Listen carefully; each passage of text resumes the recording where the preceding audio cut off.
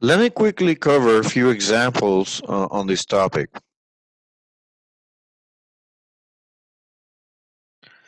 Here we have the example of a bar that's supported by a rocker and a pin support. We also have a load of 100 newtons and 200 newtons right on the rock on the pin support and 600 newtons at a 45-degree angle. What we want to do is to determine the horizontal and vertical components of reaction on the beam caused by the pin at point B. And so to do that, the first step is to draw a free body diagram. We draw it. On the right-hand side, we have it. Since we have a rocker, it can move freely in the X direction, so we'll leave it free and just apply a normal force in the Y direction. We can also decompose the 600 newtons into the X and Y directions. And then we have the pin support BX and BY. Then we can sum forces in X direction to find BX. We can sum forces in the some moments about B because we have the most unknowns. So by summing moments about B, we get rid of these reaction forces. And then AY can be found in that manner because I have 100 newtons times 2 meters. We have 0.2 times this distance of 5 meters. And the 600 cosine 45 degree goes right through the line of action. So that doesn't contribute. And so here's my calculations.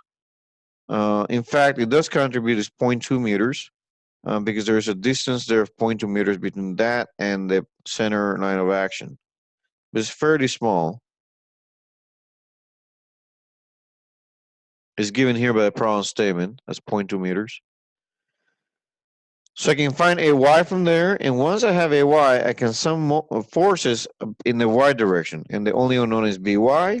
Everything else is known in the Y direction, so I can calculate AY fairly, BY very readily. Here's example 2. I have a cord shown, and we applied 100 pounds, and it wraps around this frictionless pulley. They want us to determine the tension in this cord at C and also the horizontal and vertical components of the reaction forces at pin A.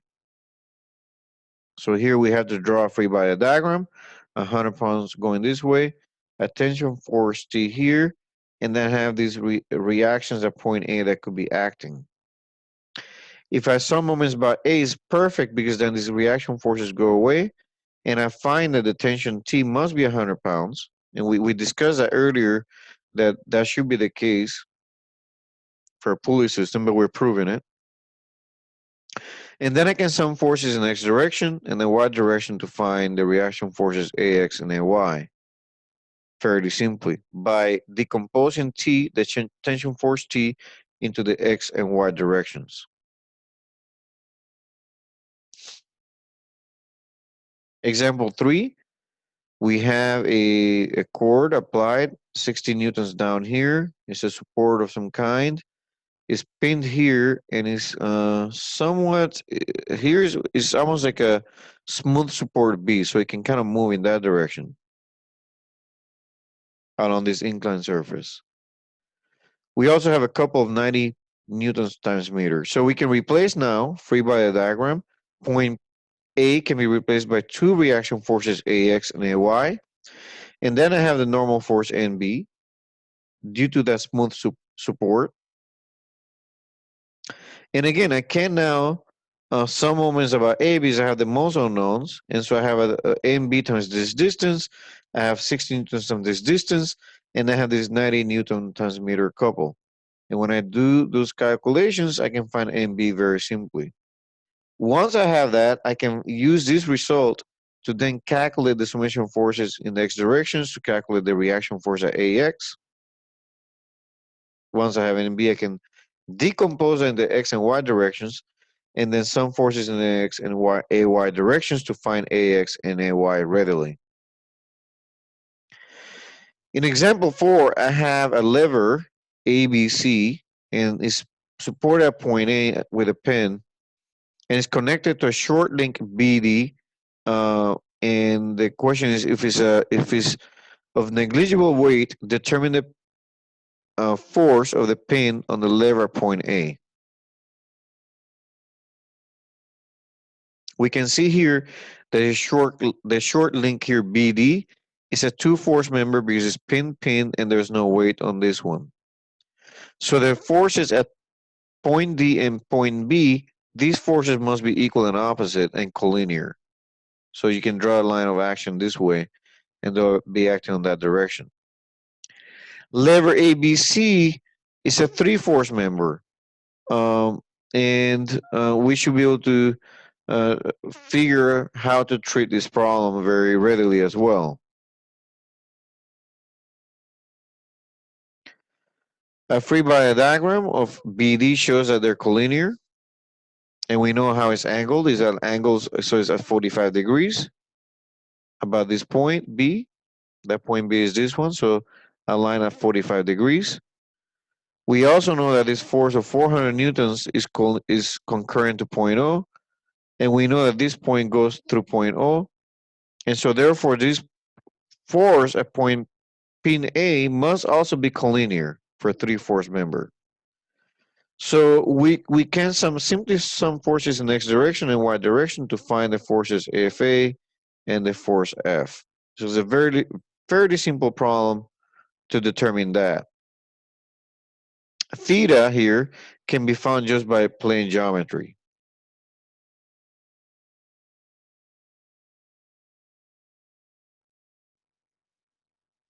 Because this is 0.7 divided by 0.4.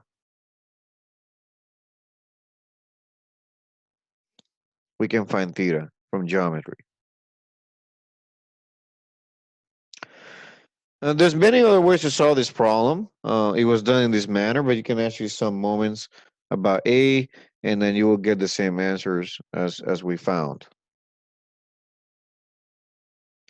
In example 5, we have two rods and a plate. And so here we have this rod here. You can see the types of boundary conditions that we have. This one here is a pin support, and it can slide in the x direction. So therefore, we put two reaction forces A, Y, and A, Z. At point B can also slide along the y-axis, so I have BX and BZ. At point C can also slide in the you can slide in the z-axis, so therefore I have CY and CX, and I have this 500 Newton force applied. I can approach this problem very simply by calculating moments about B, some forces in the y direction, some forces in the x direction, and then you can sum basically some moments in the x, y, and z axis, and then you should be able to find all the reaction forces fairly simply.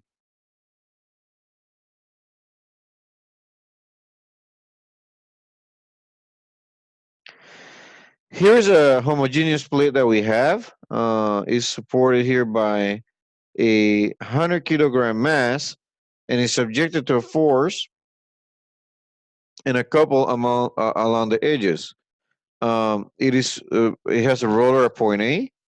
At point B, we have a ball and socket joint and a cord at point C. And they want us to find the reaction at these supports. So again, we can draw a free body diagram. Cut it here, you have a tension force. Cut it here, you have BX, BY, and BZ. And at this point, you have just the fact that you can roll on the ground. So it should be able to just have a normal force perpendicular to the plate. And so again, we replace it with BX, BY, BZ, and then with AZ.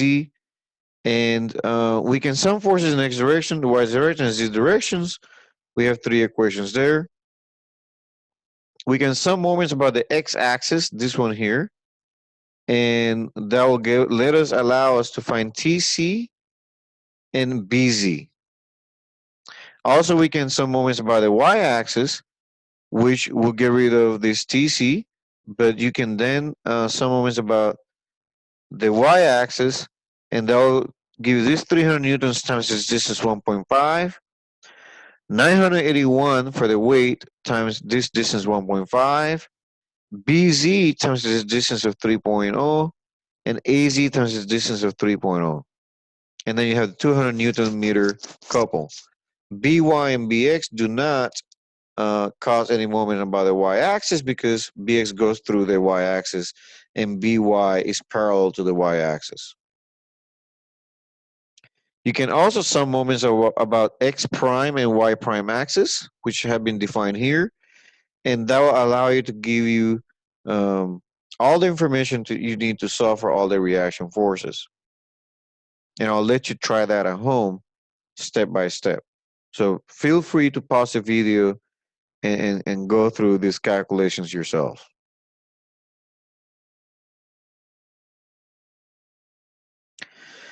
In example 7, we can determine the components of the reaction at the ball socket joint here, the smooth journal bearing here at point C, and the roller support at point C. So these are the forces being applied. At point A, I have a AY, AZ, AX because it's a ball socket joint. I have this bearing here, so I have BZ and BX. It's normal to that. And then C is a rotor, so only a normal force at C. So I have I can now some moments in the some forces in the y direction, and here the only force in the y direction is AY, so that's 0. I can sum moments about the y-axis to determine FC. So these ones will not cause any moments. This one will not cause any moments, so you're left with these 900 newtons causing the moment balanced by the force FC. You can also sum moments about the x-axis, again about the x-axis, and that will allow you to find information about BZ. BX is parallel to the x-axis, so that does not cause any moments. So you can calculate BZ out of the sum moments about x-axis. And then you can sum moments about the z-axis to calculate BX, and then you can calculate the remaining supports by summing forces in x and z directions.